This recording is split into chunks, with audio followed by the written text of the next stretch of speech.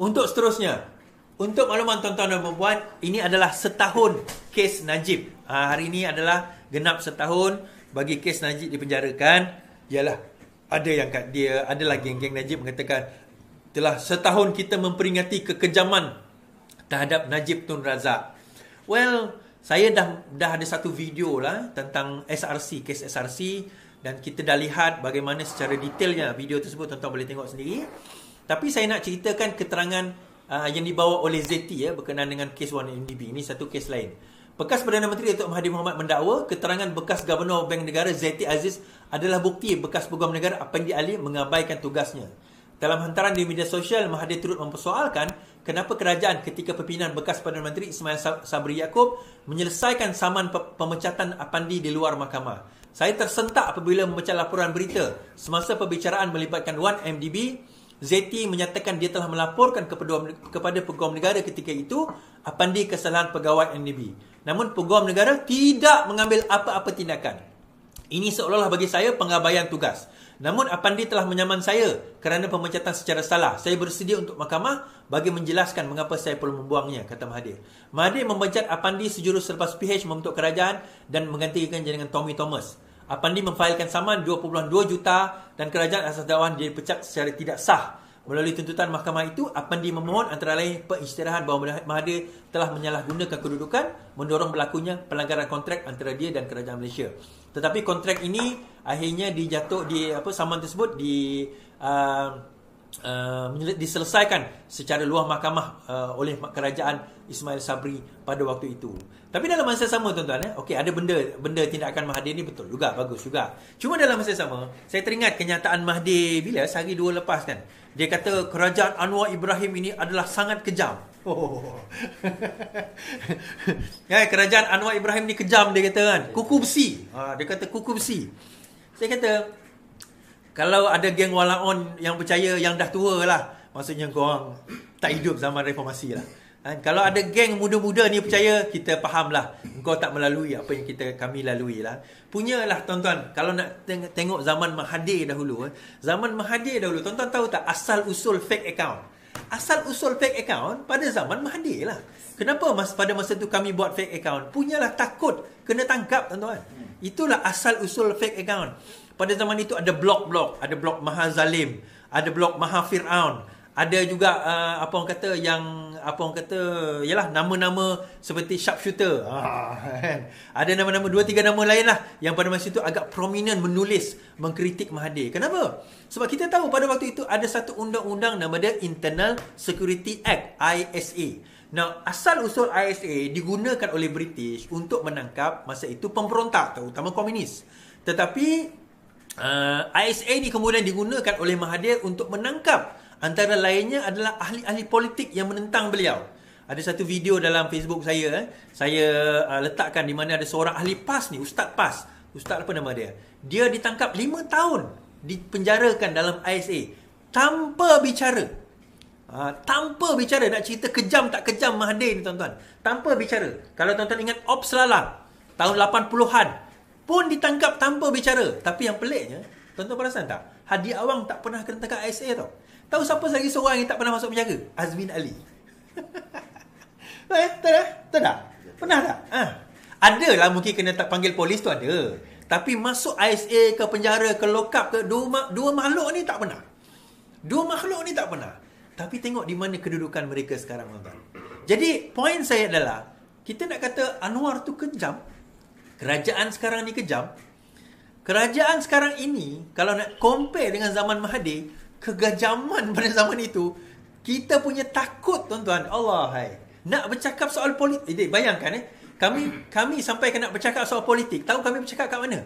Kat dalam masa kat UK dulu, kat dalam kereta api. Sebab kita risau. Yelah, kita tahulah kalau Melayu tu most likely SB lah, Special Branch. Kan? Tapi kalau di Malaysia tak boleh cakap. Dia pernah dulu, korang tak pernah dengar undang-undang ni. Tak boleh berjalan lebih daripada 5 orang. I think 98 masa tu. Tak boleh berjalan lebih daripada 5 orang. Jalan lebih 5 orang kena tangkap. Lebih 5 orang kena tangkap pada waktu itu. So, ini adalah undang-undang yang diwujudkan untuk menakut-nakutkan rakyat pada waktu itu. Tetapi semangat reformasi kita kuat. Dan kita rasa bahawa perjuangan kita adalah perjuangan untuk nak merubah sistem. Dan bila kita dah memegang kerajaan ini, itu benda yang kita buat, struktur yang kita buat. Nah, ada yang bertanya, soal ni dengan hutang 1.5 trilion ni, mana Anwar boleh dapat duit-duit ni bagi kepada rakyat sesuka hati? Satu je, Anwar tak sakau. That is why dia ada lebihan-lebihan duit untuk nak dibagi kepada rakyat. Itu saja, tuan-tuan. Komitmen Datuk Seri Anwar Ibrahim, dia kata, saya tak akan ambil gaji sehingga keadaan ekonomi pulih. Once ekonomi pulih, boleh ambil gaji, dia kata. Nah, dalam keadaan ini, dia boleh kata, tak apa, saya ambil gaji RM1. Dia ambil gaji juga RM1. Tapi, dia bagi kepada, apa orang kata, kepada rakyat, keutamaan ni kepada rakyat. Nah, tuan-tuan, macam ni lah. Simple. Otak, walaon, semua memang tak boleh nak hadam benda ni lah. Tapi kita ambil otak manusia yang rasional, yang waras, yang even tak payah jadi ahli politik, tak payah sokong mana-mana parti. Tapi kita fikir, kalau seorang pemimpin yang sanggup nak mengorbankan gaji dia, pendapatan dia, demi untuk nak mendahulukan dan menyelesaikan masalah rakyat, kau tak rasa ke pemimpin macam ni yang sepatutnya kita sokong? Ni kita bukan bercakap soal kita saja, mak bapak kita, adik-beradik kita bercakap soal apa orang kata, soal jiran kita, saudara kita yang dibantu oleh kerajaan dan juga kerajaan PMX pada masa ini. Masa saya debat dengan Tun Faizal tu kan, dia punya debat tu, dia duk cerita Anwar pembelit, Anwar pembohong, Anwar penipu, Anwar tak betul, Anwar tak pandai, tak kompeten, menteri dan sebagainya tak kompeten. Kemudian dia kata 8 bulan memerintah, dia kata macam tu. Tapi bila dia cerita pasal Kelantan, oh Kelantan ni sebab tak ada empangan, oh Kelantan ni sebab dinafikan duit. Tuan-tuan, air je sikit. Kalau 8 bulan dia kata pembohong, kena kencing, penipu, yang 33 tahun tu, takkan yang 33 tahun dia bela, yang 8 bulan dia boleh kata kencing. Tapi itulah mentaliti walaon. Itulah pemikiran dan kedunguan otak walaon. Dan adalah orang kata, tengok Iswardi tak berani jawab yang Tun Faizal kata. Tuan-tuan, ada 4 orang atas pentas. Kalau aku berdebat dengan dia, orang keempat ni tak bercakap.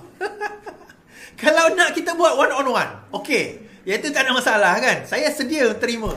Tapi kalau 4 orang kat situ, akhirnya debat kami berdua je. Kita menghormati tetamu. Dan yang pentingnya, ni, host tu dah bantai dia. Bila dia kata, sekarang ni, tengok kerajaan, OPR naik. Host kata apa? Tapi zaman you 3 kali naik. Saya betulkan, 4 kali, bukan 3 kali. 4 kali. Dia tapi kos tinggi. dan host tu kata, tapi yang last time OPR tak naik pun. Yang zaman Perikatan Nasional 3 kali. Saya kata, bukan, 4 kali. 4 kali. Kan? So, kan? Tapi itulah dia mentaliti mereka. Kita nak kata macam mana? Itu mentaliti yang dibawakan oleh mereka. Baik. Saya membawa yang terakhir ni, tuan-tuan. Terakhir sebab dah pukul 11 ni, saya tahu ramai nak tidur dah kan. Sebenarnya kalau tak, dia suruh saya panjang lagi ni. Muhyiddin, Cikgu Bat bantai Muhyiddin. Okey, langkah Muhyiddin buat Negeri Sembilan dari boleh menang ke mudah kalah. Kau punya angan-angan Cikgu Bat, boleh tahan Pengerusi PN Muhyiddin Yassin harus bertanggungjawab atas kegagalan parti itu merampas Negeri Sembilan daripada PH pada pilihan raya negeri yang lalu, kata Jawatankuasa Penerangan Bersatu Badrul Hisham atau Cikgu Bat. Dia dikenali sebagai Cikgu Bat berkata keputusan Muhyiddin melantik Timbalan Presiden Bersatu Ahmad Faizal Azumu sebagai pengerusi PN Negeri Sembilan sebenarnya menyukarkan gabungan terbabit untuk mengambil alih negeri berkenaan. Dakwa Badrul Hisham dengan pelantikan Ahmad Faizal mengetahui PN status negeri itu sebagai kawasan berpotensi untuk dimenangi bertukar kepada mudah kalah. Malah dia juga mendakwa ada antara calon dikemukakan sebenarnya dipilih selepas mereka dicadangkan beberapa ketua cawangan UMNO. Kepada Presiden juga keputusan hantar peja oleh Presiden sehingga menukar Negeri Sembilan sebagai negeri peluang menang kepada negeri mudah kalah perlu dipertanggungjawabkan. Senarai calon, beberapa orang umur 70 ke atas calon tak sedia tanding, tak ada jentera, tanpa persediaan keuangan, sangat pelik, seolah-olah sengaja mencari kalah. Senarai calon telah lebih bersedia diketepi dengan alasan bodoh seperti calon umur 75 dicadangkan, 8 ketua cawangan UMNO katanya. Pada PR yang lalu, PN meletakkan calon di semua 36 kerusi namun hanya mampu memenangi 5 daripadanya. Ia berlaku ketika PN mengeluarkan kononnya mampu menawan Negeri Sembilan daripada PHBN sekaligus membuka jalan menggantikan kerajaan pusat. Kemenangan PHBN menyaksikan kerajaan perpaduan menguasai 2/3 dun di Negeri Sembilan. Negeri Sembilan banyak isu besar. Semua tidak keluar ketika PRN. Adakah wujud sebarang rundingan secara sulit? Soalnya. Dia yang seorang ini kritikal terhadap Putrajaya berkata, meskipun kesilapan dalam strategi masih lagi boleh diterima, tiada siapa yang tampil untuk bertanggungjawab di atas kekalahan Perikatan Nasional. Okay. Barisan Jawab Mendakwa dia mengingatkan Muhyiddin bahawa kekuatan Bersatu dan PN bukanlah daripada kepimpinan tertinggi, sebaliknya akar umbi dan kekuatan gelombang rakyat. Sementara itu dia mempersoalkan mengapa Bersatu Kedah hanya menampakkan 3 wakil rakyat untuk exco dalam kerajaan negeri dan seorang timbalan speaker. Dia mendakwa perkara itu didedahkan menulis surat Bersatu Kedah kepada Menteri Besar Sanusi. Kenapa ini boleh berlaku sedangkan keputusan berbeza dengan keputusan Bersatu Pusat? Baik. Tuan-tuan ingat tak apa yang saya cakap tempoh hari? Saya kata bila diorang kata kerajaan akan tumbang bulan 8, kerajaan akan tumbang bulan 8. Saya kata dalam live saya yang bulan 6, bulan 7 itu, bukan kerajaan yang akan tumbang pada bulan 8, saya kata. Apa yang akan berlaku? Bermula bulan 8, Bersatu dan PAS akan bergaduh dan Perikatan Nasional, VPN, pada VPN, virus Perikatan Nasional dan Perikatan Nasional ini akan berkubur, saya kata. Now,